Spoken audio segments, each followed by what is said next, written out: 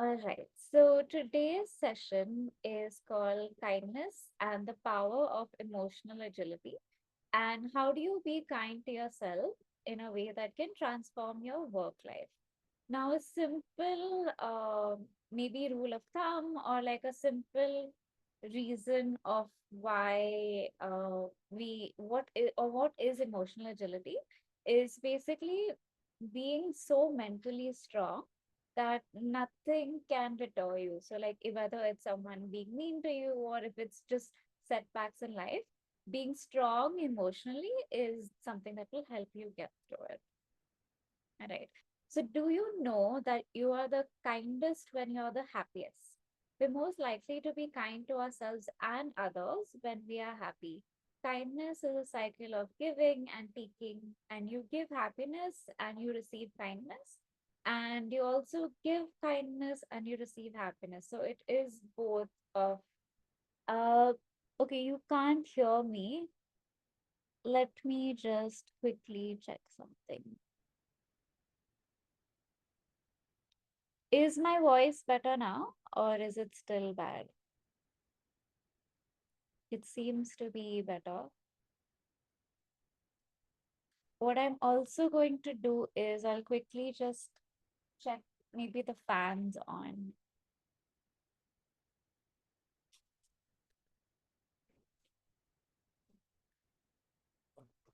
Is this better now? Does the audio work better now or is it still low?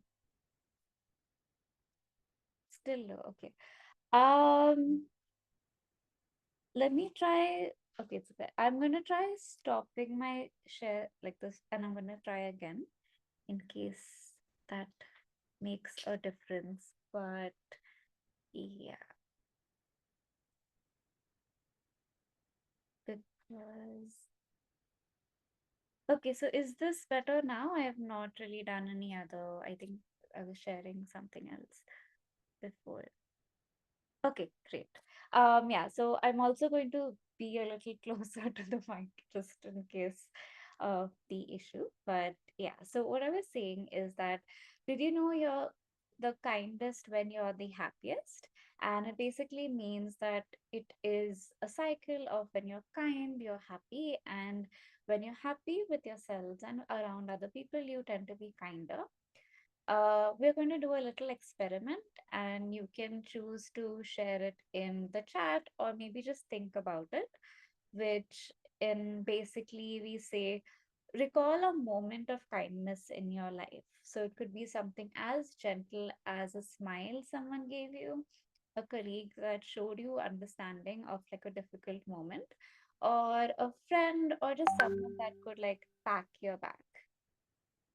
So maybe think about that. Think about the moment of what would help better is if you want to close your eyes and really just visualize the moment as it happens. What was that moment for you like?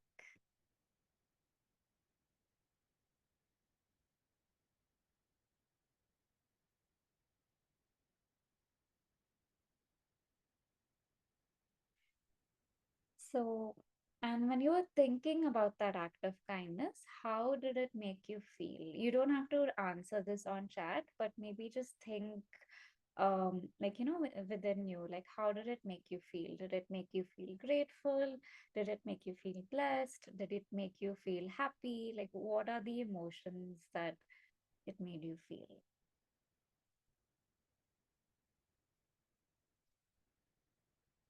So the thing is that kindness is a little bit like a hug.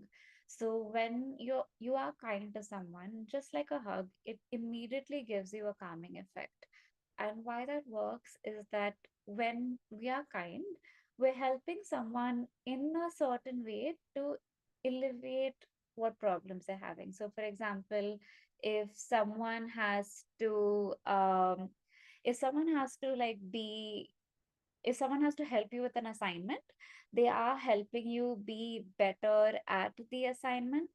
Like if they help you out, then at least you're less tensed, and the lesser tension is helping you be better essentially. So that will help you be kinder. And that's what it's about. And so, why does kindness make you feel so good? One way is that it helps calm you down and de-stimulate your autonomic nervous system. So, which is basically, your fight or flight mode, where something suddenly happens. You either feel like, fighting the person, fighting the situation, or you feel like running away. You don't want to be there anymore. So, the more kind you are, and the more you realize or recognize kindness around you, the less likely you are to feel very threatened. Next is it lowers your blood pressure. It also promotes healing from any trauma that you had. It reduces pain perception, and it also helps you with other endocrine functions. And so, the more kinder we are, and this is basically the same of emotional agility, but the kinder we are, the less things hurt you. So, on the less, because also the way, because you're on a different thinking level as someone else. So, for example, if someone is trying to be unkind to you, but you know that uh, you don't let it affect you, and you choose to be kind to them anyway, that will automatically put you in a better place mentally. So if we know that it's nice to be kind to other people, why are we not kind to ourselves? There is a cycle of kindness basically, and it's not about just being kind to ourselves. It's like when you be kind to yourself, it's good for your mental health and productivity. Basically, if you can see the cycle that's on your screen, it's when you're kind to yourself, you are being there for yourself emotionally. And the more you listen to yourself, the more you build emotional agility. And I'll explain this a bit more. And the more you are there for yourself, the better you are to, more likely you are to succeed at things. Like it says that when you're kind to yourself, you're better equipped to handle work stress and emotions, and it enhances your productivity and resilience, which also means that it's important to embrace all of your emotions. So I like this quote where it says to feel happy, to be empowered, to be kind, you have to accept all of your emotions. And I just put this message a on a picture of my favorite movie. Does has everyone seen this movie? Like, just yes, no. If you recognize what the movie is in the background,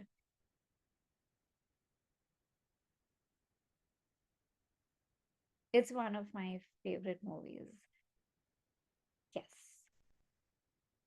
So this particular is from Inside Out 1, because Inside Out 2 has a lot more emotions, but yeah, I really liked this one. And I think we'll just look at it from like um this perspective. We'll just look at the five emotions. Now, and I really like the way Inside Out has really explained what these emotions are, because at least for me, before I watched the movie, for me, being angry was a bad thing, being sad was a bad thing. And, it always felt like the only emotion I should be grateful for is happiness, is joy, versus otherwise, other movies, other emotions is not really great. But what the movie did, and what we also realized, is that each emotion has a bigger like part of our mind. So, for example, fear. Fear is being afraid of something. And in like before you feel like you don't want to feel fear, but if you like suppose you're afraid of your boss, for example, uh, fear is a good emotion to have, because it at least, or maybe you're afraid of a deadline.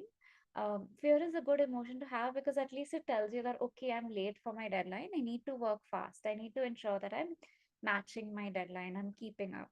So that's why fear is important.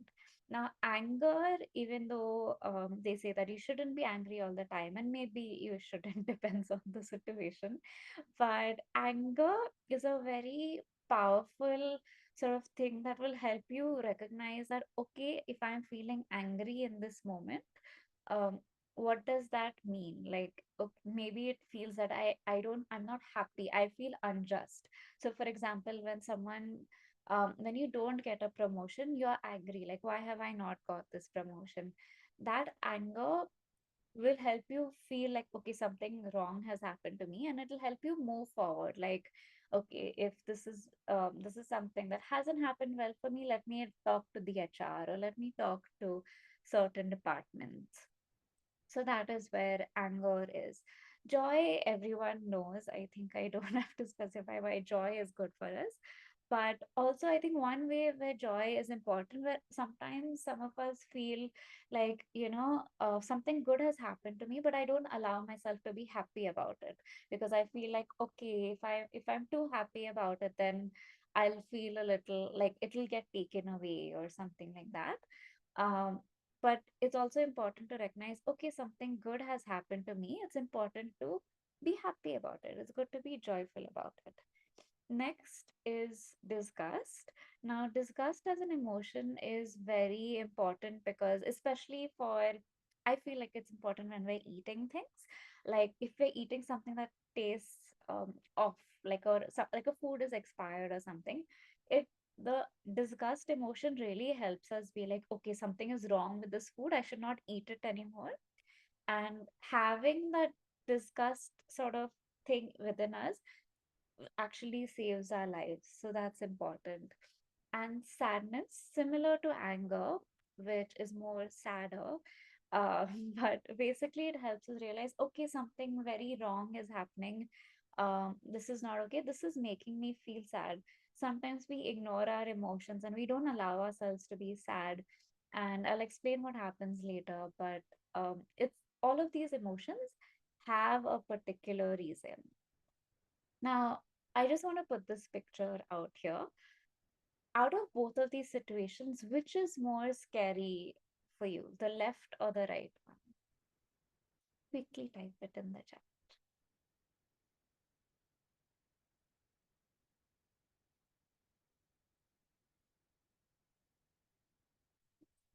Left. I mean, yes. Okay. So, just to kind of also explain, the left one is a bear chasing you, and the right is someone being chased by deadlines. Both of these emotions feel the same. To be honest, our body reacts to both of these emotions the same. Now, if you're, I mean, obviously, if a bear is chasing you, you are going to be scared and you will want to run. But why do we also want to run when we are missing our deadlines and we are missing, or like, someone at work has said something negative to us?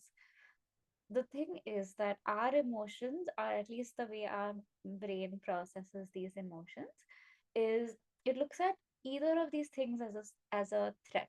It doesn't, like, obviously, like, not submitting a deadline or not sending an email on time is not, like, logically it's not as um threatening as like a bear chasing you, because that's actually life or death. But for some reason, our brain still feels as threatened by it.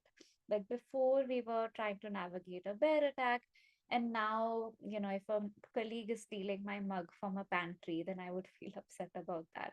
The situation is less intense, but the feeling remains the same. So, what do you do when you make a mistake at work? And this happens all the time, where we feel a mistake at work, and we're as stressed as we are during a bear attack. Like, okay, what happens? I need to hide, I need to make a plan to escape, I need to do these things. But why, like, this happens all the time, and it is like, it's completely normal that it happens. And the more we understand why these emotions happen, the easier it is to respond, like, to kind of appreciate and respond to it.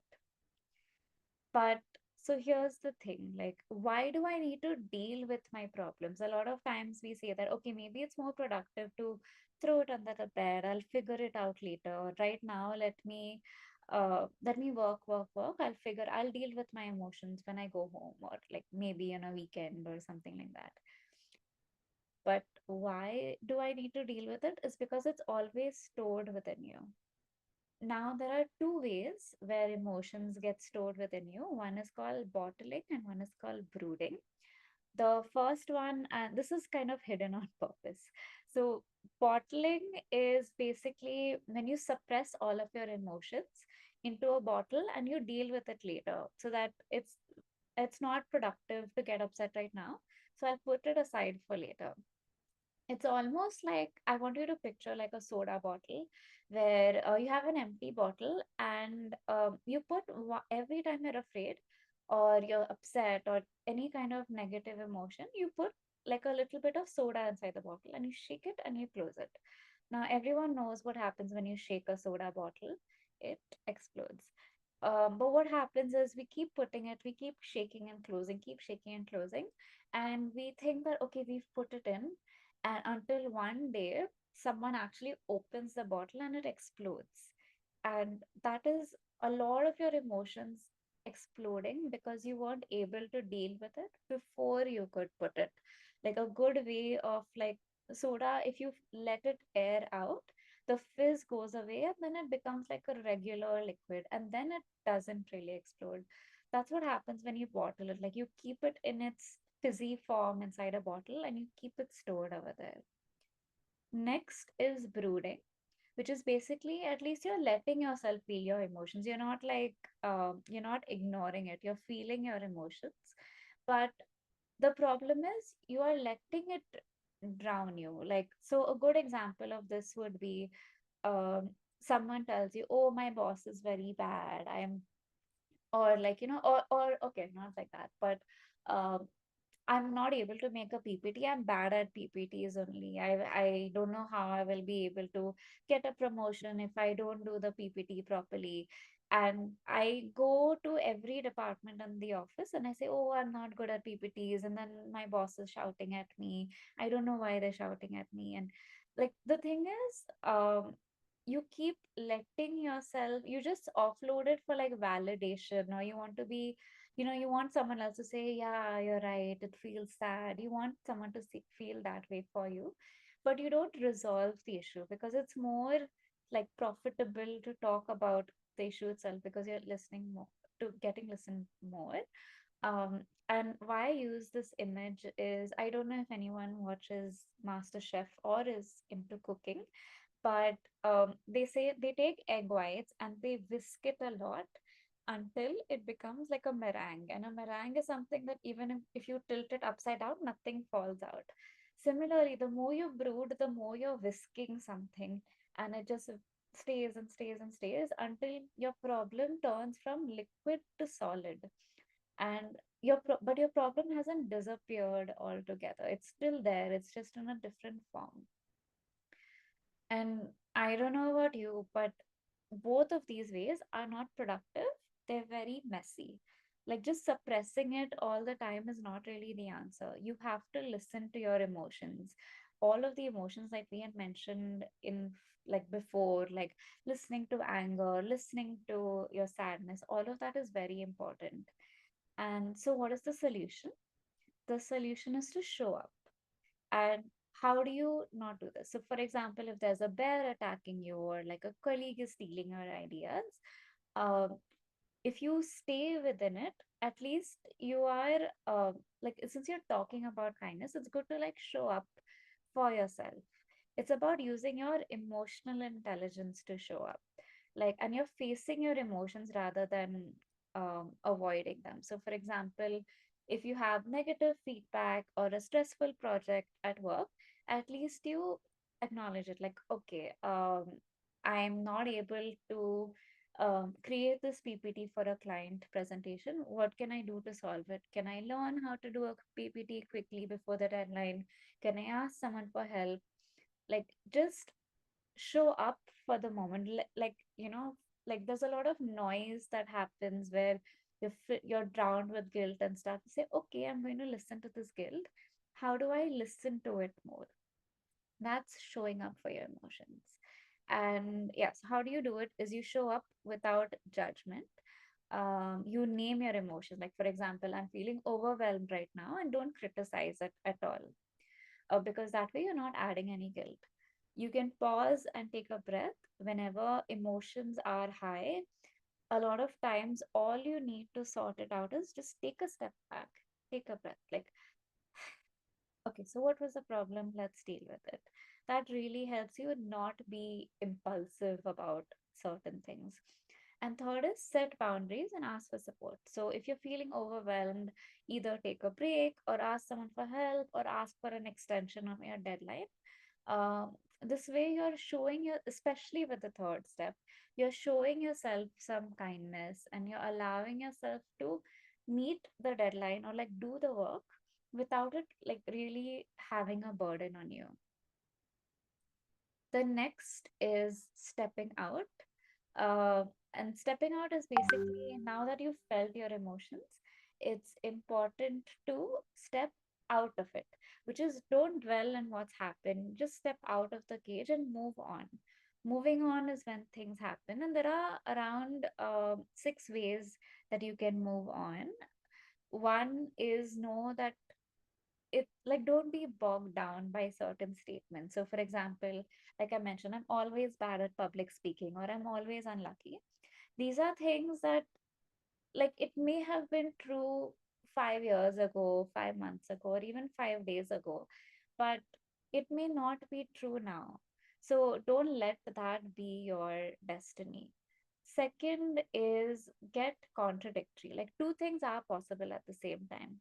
So, for example, if you want to meet your, if you don't like your family, but you really want to meet them for like Christmas or Diwali, um, it's okay to feel like, yes, I want my connections, but I know that I don't like them so much. Like, it's okay for two things to happen. It's completely fine. Next is have a laugh about it. So, for example, like call it out, like say that, okay, this has been like a negative emotion. I'm going to deal with it. Like, just step out of it and like declare it like that. Next is change your perspective. If you are stuck, if you keep thinking about like, I'm a victim, this is always happening to me, think about how your friend would feel. Like, suppose if your best friend came up to you and said, I'm not good at public speaking, how would you tell them? So, and use the same words for yourself. Like, you would not tell your best friend, yeah, you're bad, only don't speak in public.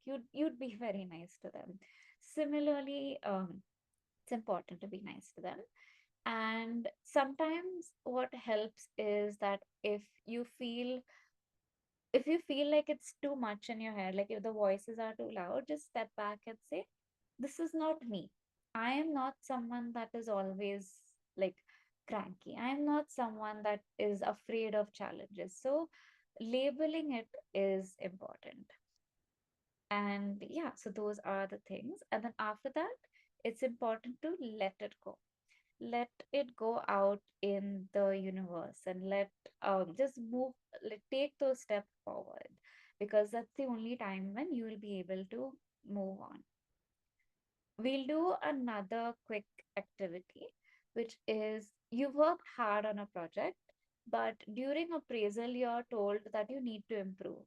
And we can use the comment section for this, or since we're few of us, if anyone wants to unmute and share their answer, they can as well. How do you show up for yourself in the situation, and how would you step out?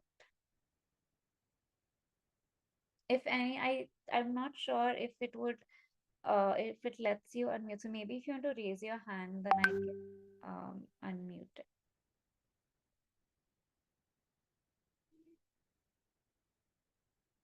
Or we can just chat. That's also fine. If but yeah, so one way I think, which is a good way of showing up for yourself, is to understand that okay, this is not a reflection of like a low score on an appraisal is not a reflection of my worth as a person. I am still a good person. Like, for example, I'm still a good designer, or I'm still a good accountant, or I'm still good at like analyzing data. It's not what I am. And stepping out of this frustration will be like, okay, there's nothing I can do to change the score. I mean, maybe if you can refute it with your company, you can. But otherwise, being accepting, okay, there's nothing I can change about this course, so why should I get upset about it?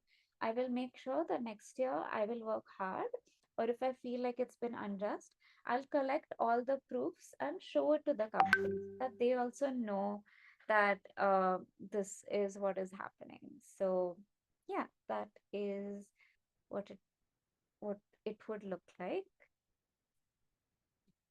I'm reading Alka's comment, which basically says, in stepping out of the situation for tea or coffee or simply visiting the loo, de escalates the scenario. I think that's a perfect example. Like, if you just step out and if you're just like not really, just go away from the situation, it's okay. That's a good way to step out. And taking that pause, taking that break is very important. And most importantly, it's important to be kind to yourself. So I like us all to take a moment. You can either put it in the chat or you don't have to. But just make a promise to be kind to yourself, because what is more important out of all the takeaways that we've done is just be kind to yourself. Know that you have all of these emotions. They're important emotions, and I have to respect every emotion because that will help me be stronger in every aspect, whether it's at work or whether it's at home with family or friends. Every aspect of that is important. Um, does anyone have any questions regarding this, or anyone wants to say, like, have any thoughts? Okay, I'm reading Dr. Diana's thing which says, I think being calm is better than frustration and trying to make something more obvious and shown. Yes, exactly. In the next appraisal, that's a very good way of just being like forward thinking. And Fatima says, usually to step out, I always go to the hair salon and relax and think where I work when work. I will not get upset and I can't do anything about it. Yes, that's actually very nice. I think doing things like going to the hair salon or is very important acts of self-care. And it's good that self-care looks different to everyone. But as long as you know, like, okay, something bad is happening, I'll feel my emotions, yes, but like instead of brooding about it, let me step out by practicing self-care enough so that my brain can like think of a way out.